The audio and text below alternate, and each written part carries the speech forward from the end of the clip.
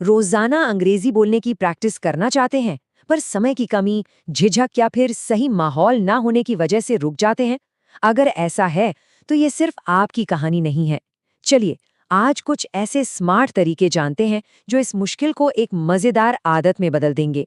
ये सवाल तो मन में आता ही है ना, कि भाई अच्छी अंग्रेजी सीखनी है तो घंटों पढ़ना पड़ेगा, पर क्या ये सच में जरूरी है?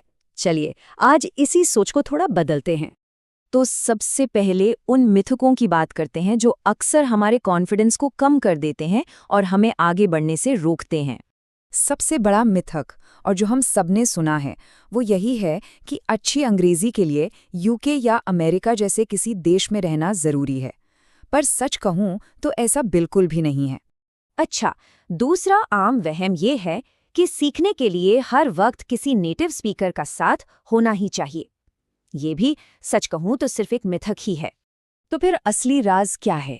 देखिए, असली राज घंटों की पढ़ाई में नहीं, बल्कि उन छोटे छोटे स्मार्ट तरीकों में छिपा है जिन्हें हम अपनी रोजमर्रा की जिंदगी का हिस्सा बना सकते हैं। यही है कामयाबी की असली चाबी।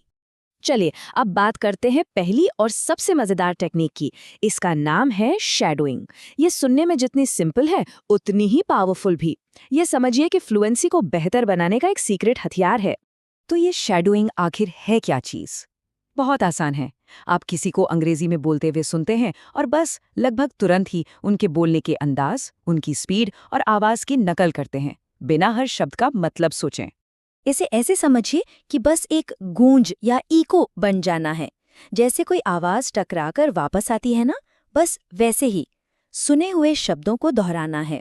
पूरा प्रोसेस बस 3 सिंपल स्टेप्स का है। सुनो, दोहराओ और नकल करो।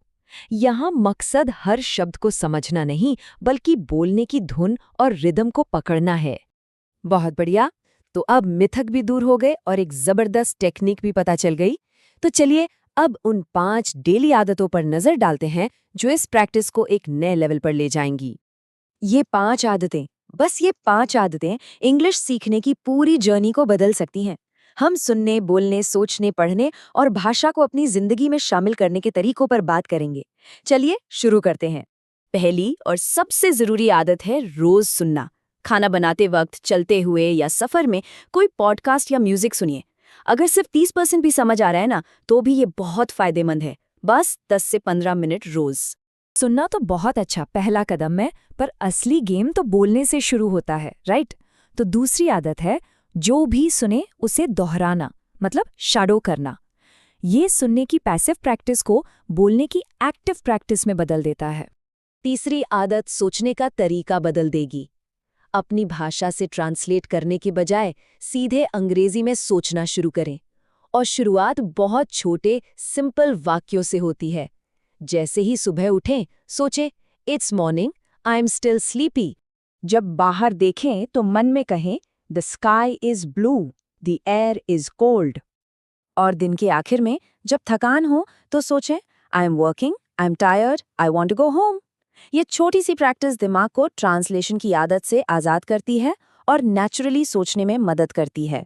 हमारी चौथी आदत है जोर से पढ़ना। देखिए, चुपचाप पढ़ना तो ठीक है, लेकिन जोर से पढ़ने से मुंह, जबान और दिमाग तीनों एक साथ काम करते हैं। ये बोलने वाली मसल्स के लिए एक तरह से जिम जाने जैसा है।